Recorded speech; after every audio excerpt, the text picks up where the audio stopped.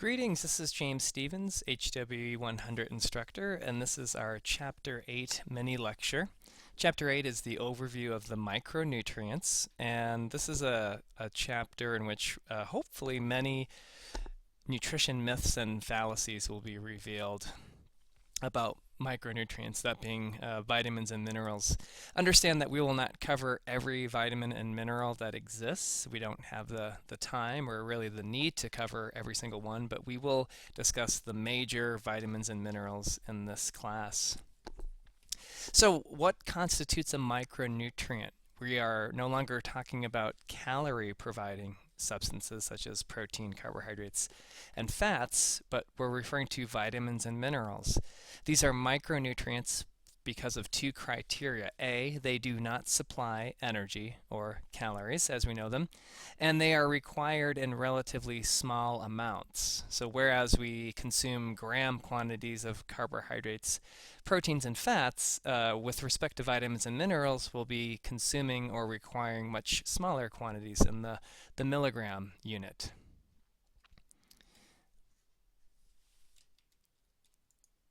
Okay, so remember as we start with vitamins that these are organic substances. And by organic, we don't mean grown without the use of synthetic pesticides, fertilizers, etc.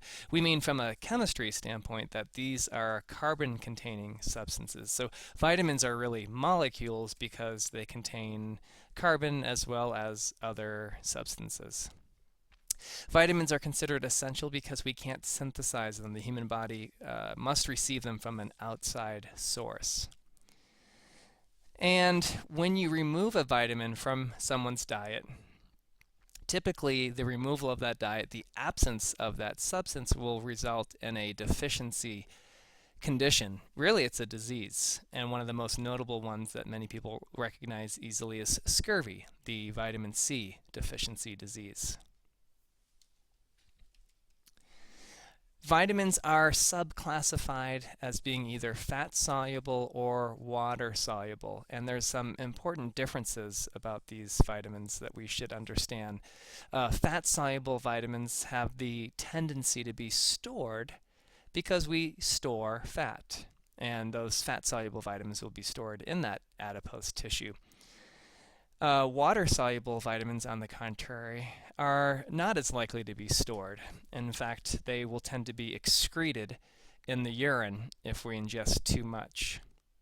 So fat-soluble vitamins have a tendency for toxicity, and a deficiency is possible, while possible, is less likely because of that storage capacity. Water-soluble vitamins that we excrete readily and are not stored to any significant extent, we would tend to have less of a concern with toxicity and a greater concern for deficiency. Now, having said that, that does not mean or exclude the chance that a toxicity could occur of a water-soluble vitamin. And I think that's a major nutrition fallacy, is that people believe that you can take as much of these water-soluble vitamins and they will not cause a toxicity. If you take in so much that you exceed your body's ability to excrete them, then yes, you could suffer a toxicity syndrome. So there again, fat-soluble vitamins tend to get stored, making toxicity more likely than deficiency. And a deficiency, were it to occur, would take several months, numerous months, for it to develop. Water-soluble vitamins will get stored, but to a much less of an extent than fat-soluble vitamins. And deficiency typically occurs within 1 month's time, and in some cases just a couple weeks, of the complete absence of that nutrient. Lastly, as far as with respect to toxicity, we generally don't have to worry about toxicity from foods.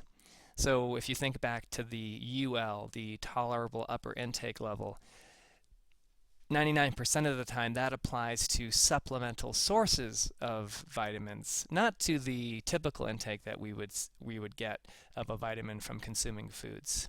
So we really have to be careful when we're taking supplements, and that would include pills, powders, emergency packets, uh, all of the supplemental vitamins that are added to something like, say, an energy bar or a protein bar, because those are not naturally occurring.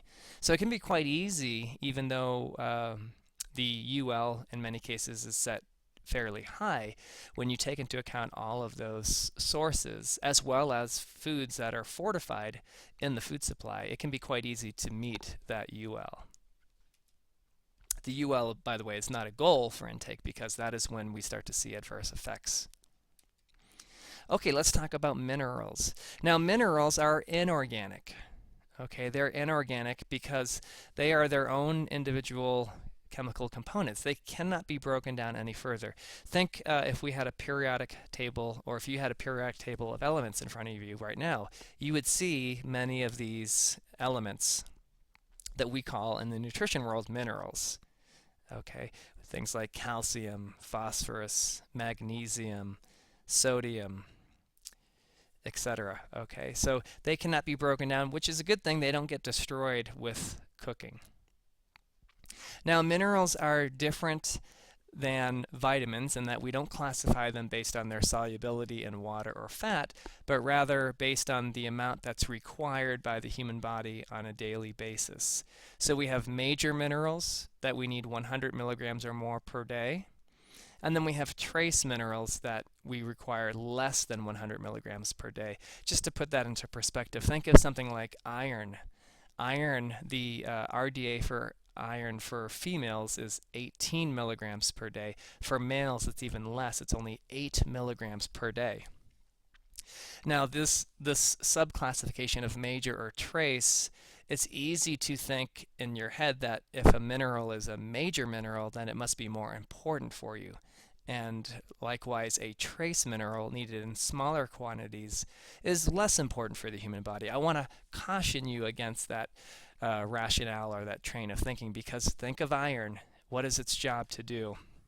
Well, it's part of the hemoglobin molecule, which circulates oxygen throughout the entire body. Males only need 8 milligrams per day. It's a tiny amount. It's a speck of dust, really. Females, because of their menstrual cycle, need more iron per day, but still only 18 milligrams.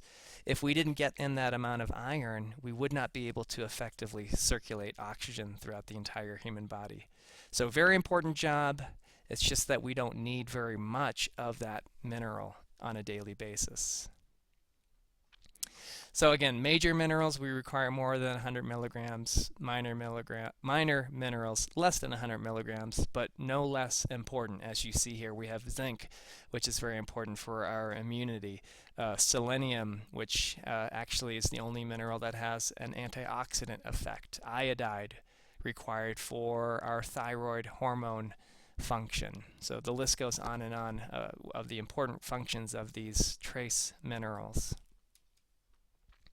Now, minerals are unique from vitamins, as we said earlier, that they are not broken down any further. However, we have to understand this concept of mineral bioavailability, which essentially is the amount of a mineral that is ingested that ultimately gets absorbed. I'll repeat that. Bioavailability is the amount of a ingested mineral that gets absorbed. And why that's important is that minerals are not 100% absorbed because of different factors, as you see here: age, gender, sometimes genetic differences between people, nutritional status, and as we'll see here in a moment, minerals actually compete with one another for absorption. Other factors in your diet that may interfere with a mineral's absorption, as well as there being some foods that contain better absorbed or more bioavailable forms of minerals. And then lastly, prescription drugs, which many people are prescribed, could also interfere with the absorption of minerals. So let's look at some of these factors here. There are food compounds known as phytic acid and oxalic acid, which could impair mineral absorption, most notably calcium. Oxalic acid is found in vegetables such as spinach. Phytic acid is found in grains, nuts, and beans. Now, that doesn't mean that all of the mineral absorption gets blocked, but that some of it does get blocked. We also see that there's competition between minerals here, looking at the last bullet point, that zinc and copper compete for absorption, as do calcium and iron. And so if you're, let's say, if you are or you know an older female who maybe has anemia and osteoporosis, two conditions that we observe quite frequently in an elderly female population, if she is taking a calcium supplement for her bones and an iron supplement to treat anemia, she won't be able to maximally absorb either of those two minerals because they compete for absorption in the small intestine. It would be best for her to separate those out from each other. Take the calcium supplement at a certain time of day, and then take the iron supplement at another time of day. Now, there are other nutrients that can help improve absorption of minerals. Vitamin C, for example, can help to increase iron absorption, say in someone who does have anemia, or perhaps in a vegetarian who lacks dietary iron. For that woman or person who's concerned with their bone health, vitamin D helps to improve calcium absorption. So minerals are also generally speaking, best absorbed from animal foods, particularly iron, calcium, and zinc, which are three of the more important minerals for human body function. Plant sources of iron, calcium, and zinc can be impeded by the fiber and then the phytic or oxalic acid content of those substances. Okay, well, I hope this helps to dispel some of those fallacies that you may have heard about vitamins and minerals. And I look forward to our next mini lecture.